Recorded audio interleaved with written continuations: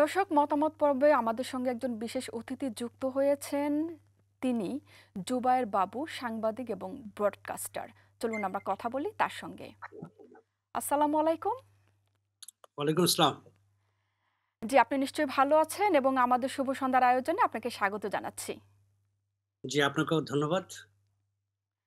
জি, আপনি নিশ্চয়ই আমাদের টেলিশিরোনামটি দেখেছেন। সেখানে বেশ গুরুত্বপূর্ণ কিছু টেলিশিরোনাম গিয়েছে। সেটির আলোকে আপনার কাছে আমার বেশ কিছু প্রশ্ন রয়েছে। আমি চলে যাচ্ছি প্রশ্ন পর্বে। আমার প্রথম প্রশ্ন, বাংলাদেশে ঘন ঘন লোডশেডিংয়ে শিল্প কারখানায় ব্যয় বৃদ্ধির পাশাপাশি উৎপাদন মারাত্মকভাবে হ্রাস পাচ্ছে। এটির কারণে কি রপ্তানি খাতে ধ্বংস নামার আশঙ্কা দেখছেন আপনি কোনোভাবে? না, অবশ্যই সেটি তো ধ্বংস হবেই রপ্তানি। কারণ হচ্ছে যে আপনি জানেন যে রপ্তানি বাণিজ্যের যে আমাদের দেশে যে ইন্ডাস্ট্রি গুলো রয়েছে, জি, সেগুলোর মধ্যে অন্যতম একটি ইন্ডাস্ট্রি হচ্ছে আমাদের পোশাক খাত।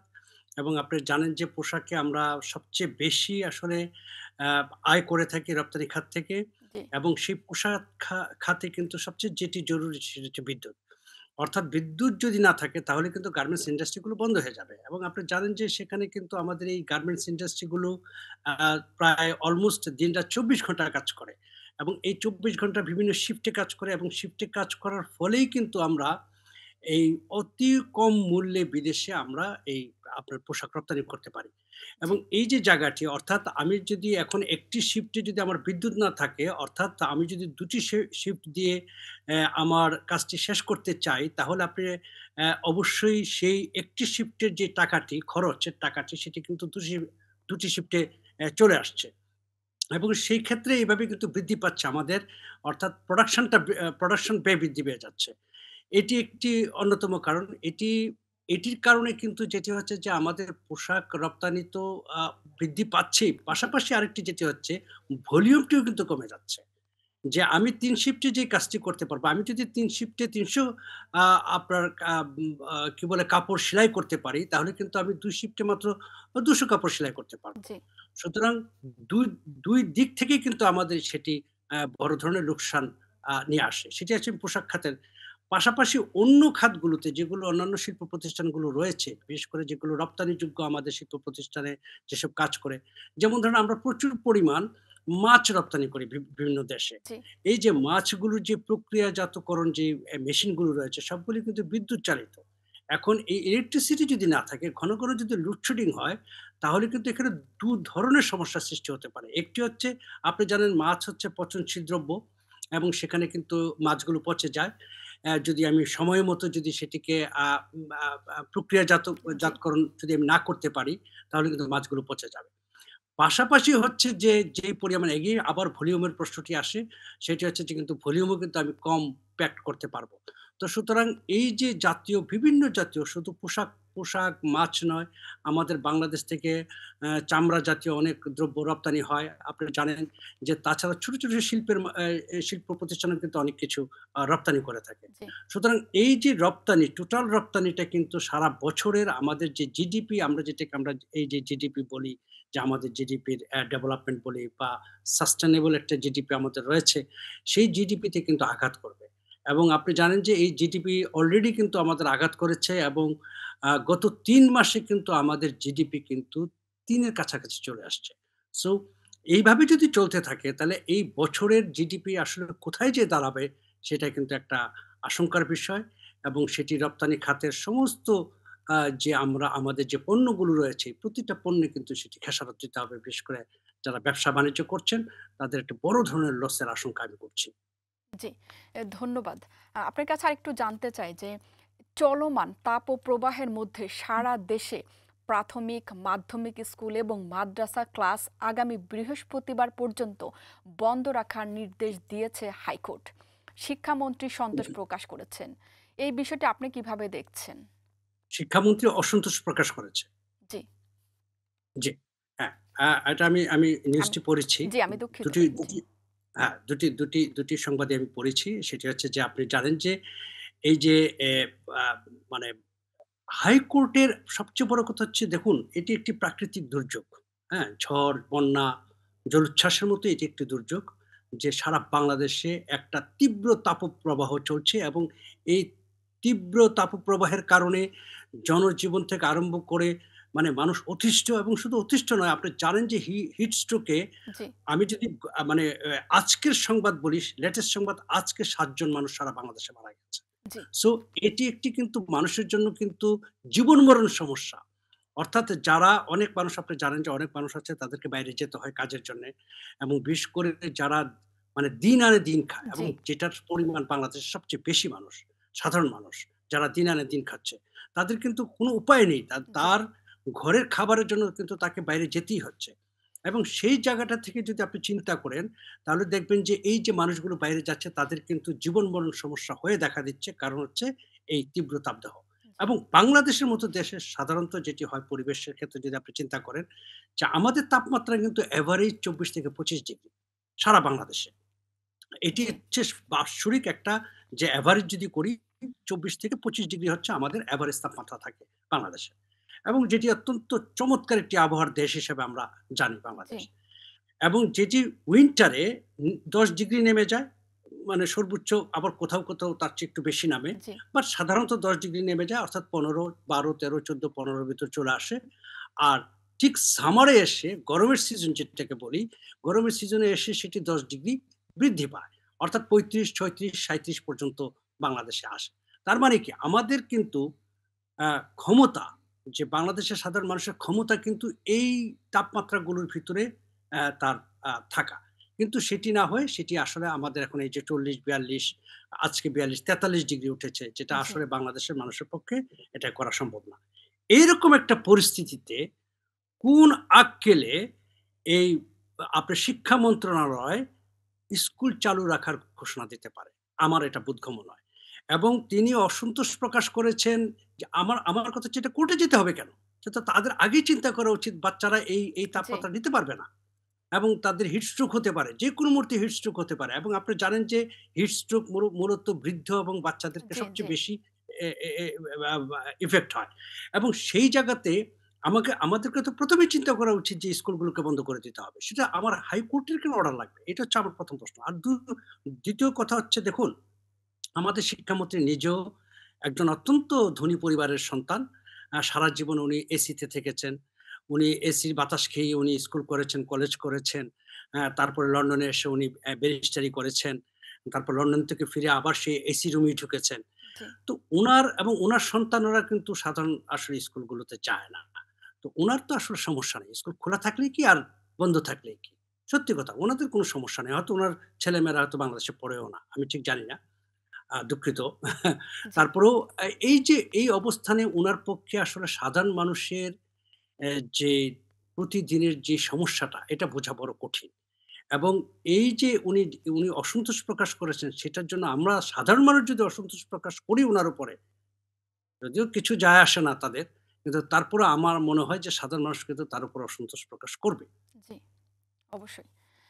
আপনার কাছে আরেকটু জানতে চাই যে আওয়ামী লীগের মন্ত্রী এমপিদের ঘনিষ্ঠজনদের দুর্নীতি ও লুটপাট লুকিয়ে রাখতেই বাংলাদেশ ব্যাংকে সাংবাদিকদের প্রবেশ নিষেধাজ্ঞা দেওয়া হয়েছে বলে মন্তব্য করেছেন বিএনপির সিনিয়র যুগ্ম মহাসচিব রুহুল কবির রিজভী। সাংবাদিকদের রাষ্ট্রীয় একটি প্রতিষ্ঠানে প্রবেশ নিষেধাজ্ঞা নিয়ে আপনি এই ব্যাপারটা কিভাবে দেখছেন? খুবই খারাপভাবে দেখছি। খুবই মানে কোনোভাবেই ভালোভাবে দেখার কোনো স্কোপ নেই এটা। জি, কারণ আপনি জানেন যে সাংবাদিক সাংবাদিকদের কাজ আছে। তাদের একটা ডিউটি হচ্ছে সংবাদগুলো বের করে নিয়ে জি, আসা।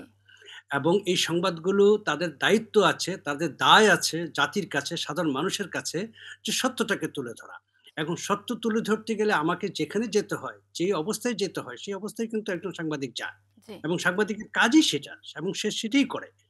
এবং এই জায়গাটিতে যদি আপনি একটি প্রতিষ্ঠানে যাওয়া বন্ধ করে দেন, যে প্রতিষ্ঠানটি আসলে চলে সরকারি টাকায় এবং যে প্রতিষ্ঠানটির মালিক আসলে জনগণ এবং এই জনগণের একটি প্রতিষ্ঠান আপনি সাংবাদিকদের যাওয়া বন্ধ করে দিচ্ছেন। কেন?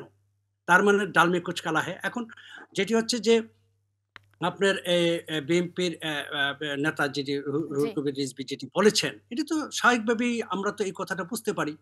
যে যদি কারোর বলি যে, জি, "ঠাকুর ঘরে কেরে আমি তো কলা খাইনি।" তাহলে তো বুঝতে জি, হবে যে সে কলা খাচ্ছে।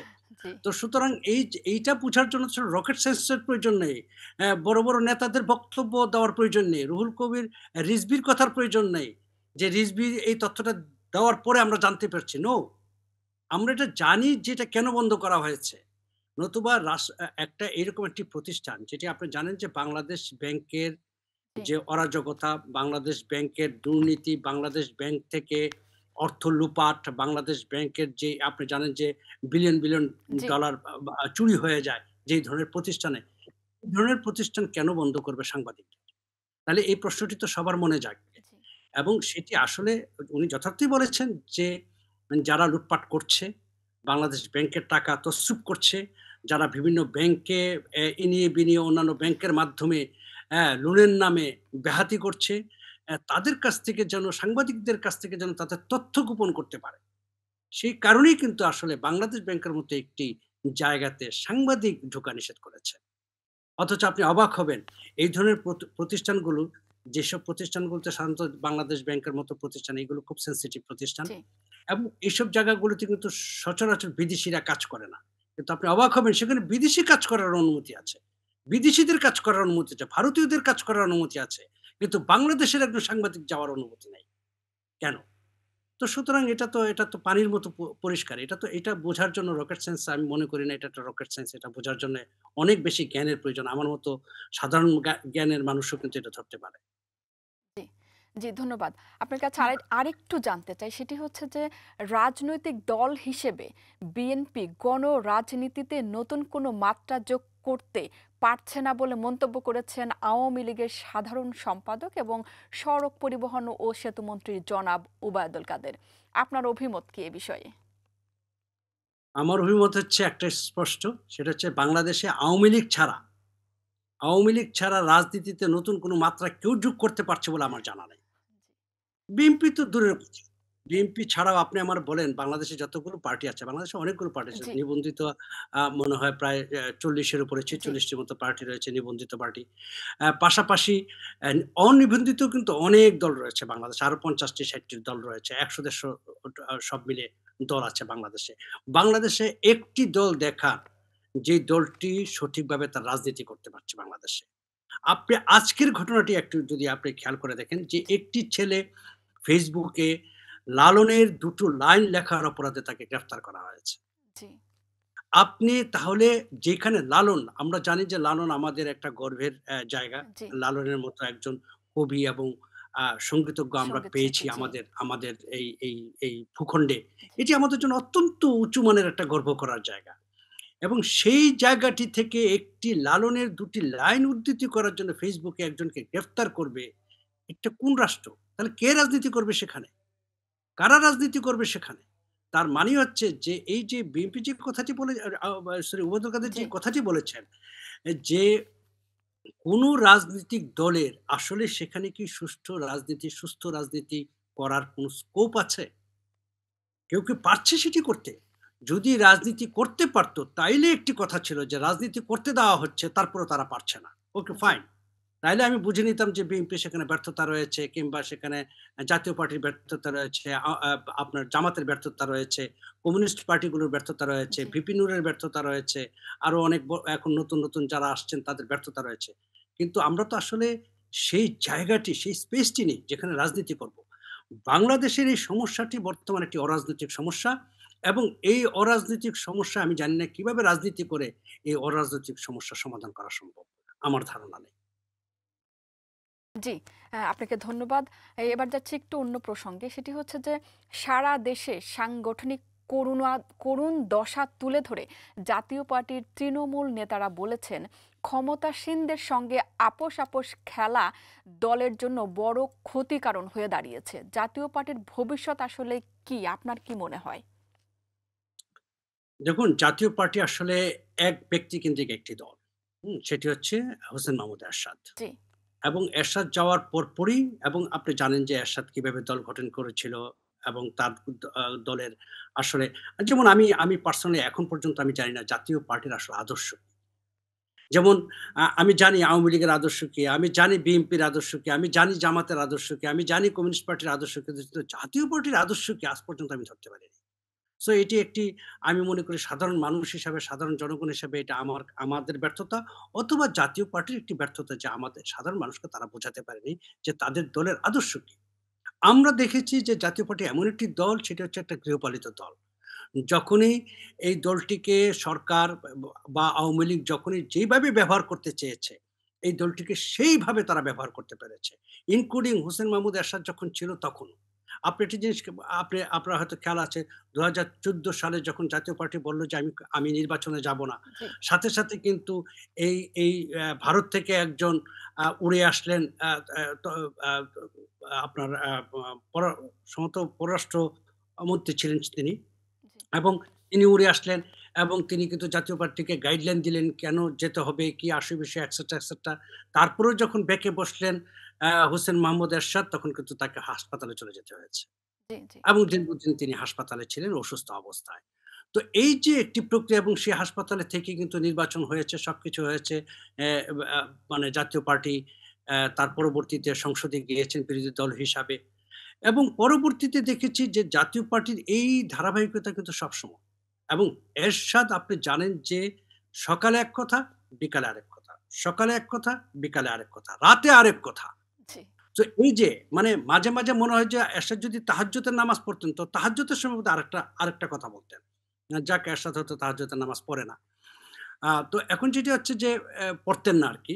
এখন যেটি হচ্ছে যে এই যে দলের অবস্থান, এই অবস্থান থেকে একটি রাজনৈতিক দল আসলে কখনোই ভালো কোনো কিছু আমরা এই রাজনৈতিক দল থেকে আমরা কখনোই ভালো কিছু আশা করতে পারি না।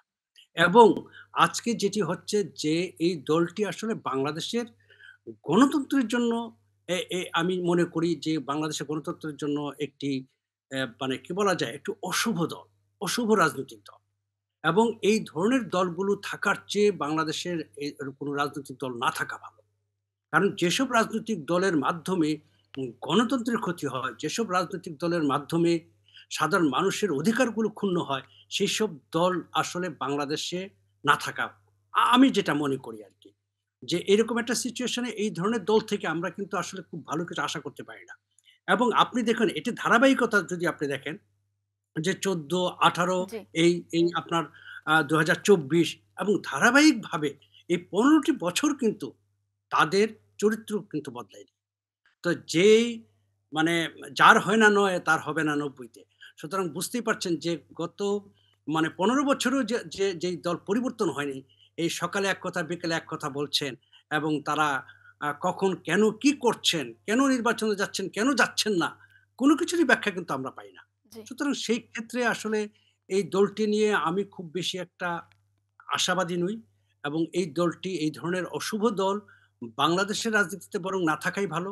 বরং ছোট, ছোট দল যারা এখনো তার অধিকারের কথা বলতে পারে, আত্মসম্মান নিয়ে বেঁচে থাকতে পারে, দেশের কথা বলে, দেশের সাধারণ মানুষের কথা বলে, যত ছোটই দল হোক না কেন আমি মনে করি তাদের রাজনীতিটা আরো ভালো এই হোসেন মোহাম্মদ এরশাদের বা জাতীয় পার্টির রাজনীতি থেকে।